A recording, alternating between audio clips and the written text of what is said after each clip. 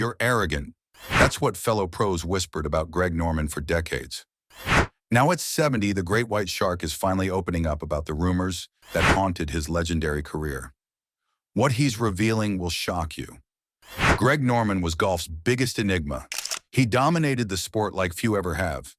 331 weeks as world number one, 91 victories worldwide, Hall of Fame induction with the highest vote percentage ever. Yet somehow his story became about collapse and controversy. The man they called the Great White Shark should have been golf's golden boy.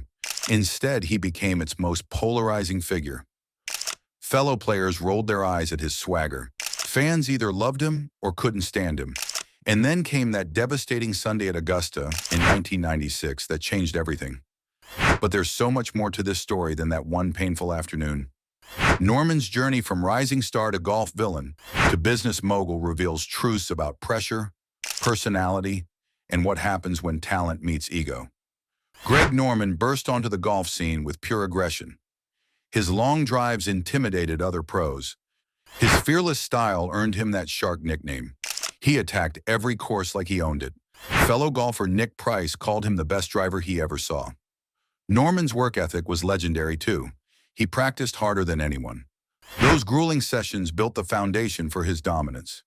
By the mid-80s, he was the most recognizable face in golf. Movie star looks, magnetic personality. The whole package seemed perfect. But success changed him, or maybe it just revealed who he really was underneath. Stories started spreading about Norman's behavior away from cameras. A Golf Channel reporter approached him for an interview in 1995. Norman growled, "What the hell do you want?" and launched into an angry rant. But the moment that camera turned on, he transformed into the sweetest, most charming guy you'd ever meet. Colleagues who worked with him regularly called him the biggest jerk on tour. This wasn't just one bad day. It was a pattern, sweet as honey on camera, completely different person when nobody was watching. The most famous story involves a pro-am partner asking Norman for advice. Norman's response? Loft. Lack of fucking talent.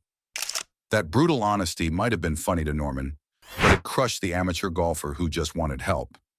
At President's Cup events, other players would sign autographs for fans. Norman would walk right past them.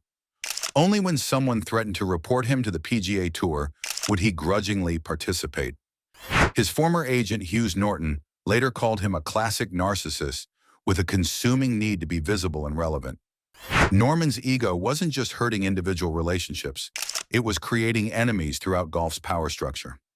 In 1994, he tried launching a rival World Golf Tour. He wanted higher purses for top players, no cuts, global events. It sounded revolutionary. The PGA Tour crushed his dream. Commissioner Tim Fincham warned players they'd be banned for participating. Golf legends Arnold Palmer and Jack Nicklaus turned players against Norman's idea. They said they were doing what was best for the game. Norman felt betrayed when the PGA Tour later launched World Golf Championship events using his concepts. He was furious. They had stolen his vision and left him out completely. That grudge would simmer for decades, but nothing compared to what happened on April 14, 1996. Norman entered the final round of the Masters with a commanding 6-shot lead over Nick Faldo. He had shot an opening 63. Everything seemed perfect. A British writer even told him the night before, "Not even you can screw this up tomorrow." Those words haunted Norman as he tried to sleep. He consciously tried blocking them out. But pressure has a way of finding cracks in even the strongest armor.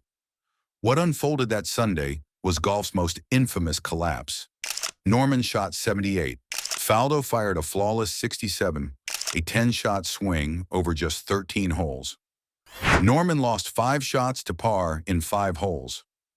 His tee shot on the par 3 12th found water for a double bogey.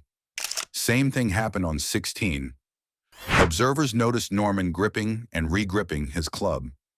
His body language changed completely after early mistakes. His characteristic pedal-to-the-floor mentality became his weakness. When he needed to play conservatively, he couldn't adapt. He just wanted it too much. The final scorecard showed 4 bogeys and 5 double bogeys. Nick Faldo embraced him on the 18th green in one of golf's most memorable moments of sportsmanship. Norman's immediate reaction was brutally honest. I played like a bunch of crap. I just didn't get the job done. I screwed up. It's all on me. Media outlets had a field day. They called it the biggest meltdown in golf history. Norman became Gag Norman in headlines. The choker label stuck like glue. Some said he was snake-bit by malevolent fortune. Others argued he wasn't being robbed. His own decisions caused the failures. Norman's PGA Tour victories ended after 1997. His major championship pursuits faded. Back injuries didn't help. But something interesting happened with his public image. Despite the catastrophic nature of his collapse, some fans saw him differently. His raw honesty after the Masters showed vulnerability, rarely seen from the arrogant shark. People witnessed his pain. His decision to face the media with grace earned respect. Norman claimed his Q rating actually went up. He had turned losing into an industry. Norman redirected his competitive drive from golf courses to boardrooms. The Greg Norman Company exploded into golf course design, real estate, wine, and lifestyle brands. His business success dwarfed his golf earnings. That frustrated energy from major championship failures fueled his entrepreneurial ambition. The 1994 World Golf Tour dream never died either. Norman's current role as founding CEO of LIV Golf represents the ultimate continuation of his decades-long battle with the PGA Tour. He finally got his rival league. Saudi backing provided resources the PGA Tour couldn't stop. Critics call him a sellout promoting Saudi propaganda. Top players like Rory McIlroy and Tiger Woods want him removed. But Norman doesn't care. He's still fighting the establishment that crushed his dreams 30 years ago. Today, Greg Norman maintains a remarkably pragmatic view of his career's defining moment. I don't reflect on the 1996 Masters. It's only a sport, only a game. You move on in life. He believes handling that loss with dignity became part of his positive legacy. Norman still advocates for his aggressive philosophy. Attack this game in a bold, confident, and determined way, and you'll make a giant leap toward realizing your full potential. He accepts both accolades and punches to the stomach as part of professional sports. Interestingly, he's attributed some of his braggadocio to lack of emotional support from his father. That revelation suggests underlying insecurities beneath the confident exterior. Maybe the arrogant shark was protecting a vulnerable person inside. The golf world still debates whether Norman is overrated or underrated. His 91 worldwide wins and 331 weeks at #1 suggest greatness. But only 2 major championships create doubt. In golf, majors define legacies more than consistent excellence. Norman's story proves that personality can overshadow pure talent. His aggressive style and confident demeanor made him a global superstar. But those same traits created enemies and complicated his legacy. The 1996 Masters became the perfect symbol of his career. Spectacular talent, meeting spectacular failure on the biggest stage. Yet that collapse also humanized him. Fans saw past the arrogant facade to a flawed human being, dealing with crushing disappointment. His grace under pressure, ironically, came after his biggest choke. That paradox makes his story compelling decades later. At 70, Greg Norman has finally found peace with his complicated legacy. He's no longer the angry young shark lashing out at critics. He's a successful businessman who conquered golf's establishment through LIV Golf. His persistence paid off in ways nobody expected. The rumors about his arrogance weren't wrong. Norman could be difficult, demanding, and self-centered, but they weren't the complete truth either. Underneath that tough exterior was someone who cared deeply about golf's future. His business ventures proved his vision was often ahead of its time.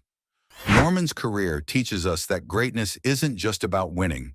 It's about how you handle losing, how you respond to criticism, how you use failure as fuel for future success.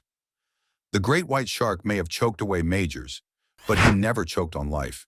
His story continues evolving. LIV Golf remains controversial.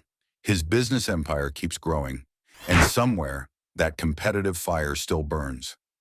Greg Norman at 70 isn't done making waves. He's just learned to channel them more effectively. What do you think about Greg Norman's legacy? Was he golf's greatest underachiever or a misunderstood genius ahead of his time?